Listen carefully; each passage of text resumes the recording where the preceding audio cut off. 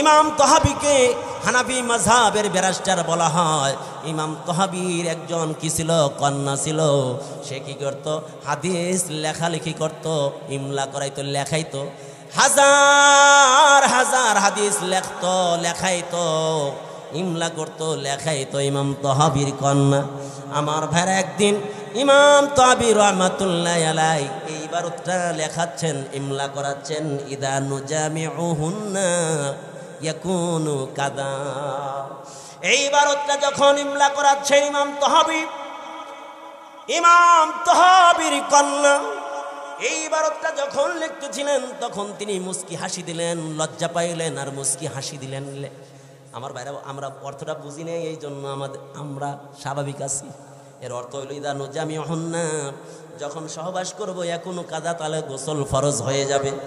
এই ইবারতটা যখন মেয়েকে দিয়ে ইমাম তহাবি হানাফি মাযহাবের ব্যারিস্টার বলা হয়, ইমাম তহাবি যখন এই ইবারতটা তার মেয়েকে দিয়ে লেখাইতেছিলেন, ইমলা করাইতেছিলেন, তখন তার মেয়ে এই ইবারতটা লিখতেছিলেন আর মুস্কি হাসতেছিলেন।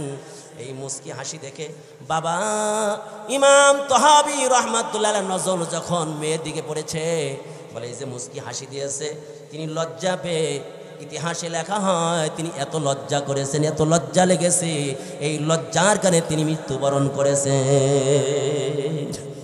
আমার ভাইয়েরা, যেই কথা বলতেছিলাম, মহিলারাও বড় বড় শিক্ষিত ছিলেন। আর আয়েশা সিদ্দিকার জীবনীতে দেখেন 2000-এর অধিক তার থেকে হাদিস রওয়ায়াত আছে। ফিকার ক্ষেত্রে, তাফসীরের ক্ষেত্রে, যে কোনো মাসাইলের ক্ষেত্রে যখন সাহাবায়ে কেরাম সমস্যা পড়তেন, হযরত আয়েশা সিদ্দিকার কাছে গিয়ে তিনি হল করতেন।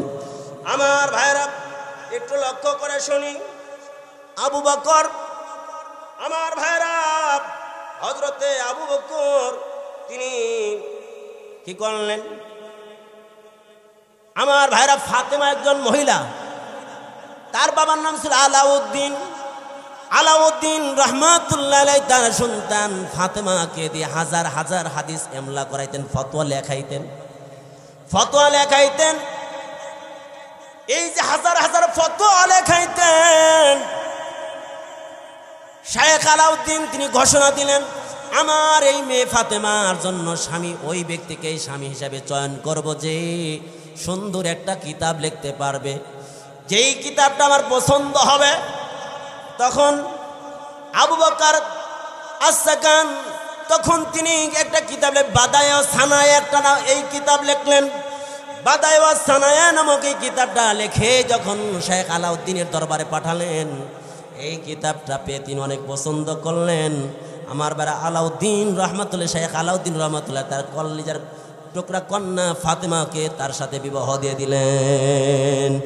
আমি বুঝাতে চেয়েছিলাম, আজ থেকে অনেক আগে অনেক এমন মহিলা ছিল যারা বড় বড় মুফতি ছিলেন, কিন্তু এখন অবস্থা হয়েছে বড় বড় গায়ক পাওয়া যায়, গায়িকা পাওয়া যায়, কিন্তু আলেমা মুফতি পাওয়া যায় না। আমরা যদি মেয়েদেরকে আলেমা বানাই, মুফতি বানাই, বড় বড় মুদাররিস বানাই, বলেন দেখি আজকে যত সন্ত্রাসী ধরা পড়ে, যত সন্ত্রাসী ধরা পড়ে, যত চাঁদাবাজ ধরা পড়ে, যত ওয়াকারেন্সি ধরা পড়ে, বলেন দেখি একজন মাদ্রাসা ছাত্র পাওয়া যায়? একজন বলেন মাদ্রাসার ছাত্রী পাওয়া যায়? না না না, পাওয়া যায় না।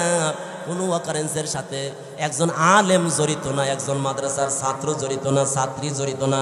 বোঝা গেল ছাত্রী আর ছাত্র আলেম হইল জাতির শ্রেষ্ঠ সন্তান। যদি এই দেশকে শ্রেষ্ঠ দেশ বানাইতে চান, তাহলে আগামীর ভবিষ্যৎ আলেমদের হাতে এই দেশ তুলে দিতে হবে। চিল্লা বলেন ঠিক কিনা?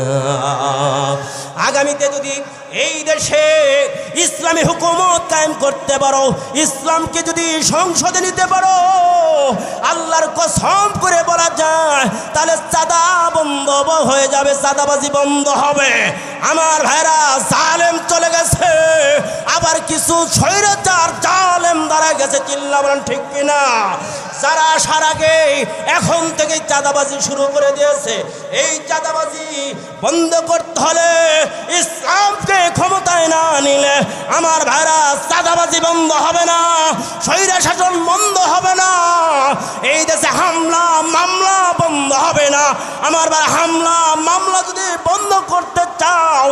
আগামীতে আলেমদেরকে এই দেশের ক্ষমতায় নিতে হবে। এই জন্য কে কে রাজি আছে চিল্লায় বলেন নারায়ে তাকবীর। আমার ভাইয়েরা, আগামীতে এই দেশে আমরা বারবার যাব চিল্লায় বলেছি কাদিয়ানীদেরকে রাষ্ট্রীয়ভাবে মুসলিম ঘোষণা করতে হবে, নাস্তিকদের জন্য আইন পাশ করতে হবে। কত চিল্লাই না, আজও পর্যন্ত তারা আইন পাশ করে নাই। আমার ভাইরা, আগামীতে ইসলামকে ক্ষমতায় নেন, দেখেন চিল্লাই তো হবে না, এমনিতেই নাস্তিকদের বিরুদ্ধে আইন পাশ হবে। চিল্লা বলেন ঠিক কিনা? আগামীতে কাদিয়ানীদের বিরুদ্ধে অমুসলিম ঘোষণার আইন সংসদে এমনিতেই বাস্তবায়ন হবে। আমার ভাইরা, কাদিয়ানীদেরকে অমুসলিম ঘোষণা করার জন্য, নাস্তিকদেরকে এই দেশ থেকে তাড়ানোর জন্য, যাতে করে ওরা মাথা উঁচা করে বই মেলার মতো আঘাত না করতে পারে, এই জন্য যেখানে ওরা দাঁড়াবে সেখানেই প্রতিহত করার জন্য কে কে রাজি আছে তুই হাত তুলে দেখাও। আল্লাহ পাক আমাদেরকে একদম সংক্ষিপ্ত অগোছালো কথার উপরে যা কিছু শুনলাম আমাদেরকে আমল করার তৌফিক দান করেন। হুজুর আসছেন, হুজুরকে বসা রেখে কথা বলা এটা বেয়াদবি হবে। আল্লাহ পাক আমাদেরকে যতটুকু শুনলাম, আর মূল আলোচ্য বিষয় হচ্ছে এটা যে ইসলামী শিক্ষা না দিলে মানুষ হওয়া যাবে না। রসুল আসছেন বুইস্তু মুআল্লিমান লিউতাম্মিমা মাকারিমাল আখলাক, রসুল আসছেনই মানুষকে সভ্য জাতি বানানোর জন্য, সভ্য মানুষ করে গড়ার জন্য। সুতরাং সভ্য মানুষ হতে হলে সভ্য মানুষের শিক্ষা নিতে হবে। আমার ভাইরা, পৃথিবীর কোনো নেতা দিয়ে, আমার ভাইরা মাউসেদম আর কালমাসের তন্ত্র আর মন্ত্র দিয়ে এই দেশ সাজালে কখনো শান্তি আসবে না। সুতরাং শান্তি আনতে হলে নবী মুহাম্মদ রাসূলুল্লাহ সাল্লাল্লাহু আলাইহি সাল্লামের আদর্শের মাধ্যমে যদি ডেকোরেশন করা যায় তাহলে শান্তি আসবে। চিল্লা বলেন ঠিক কিনা? এই জন্য বলেন তোমার নেতা আমার নেতা,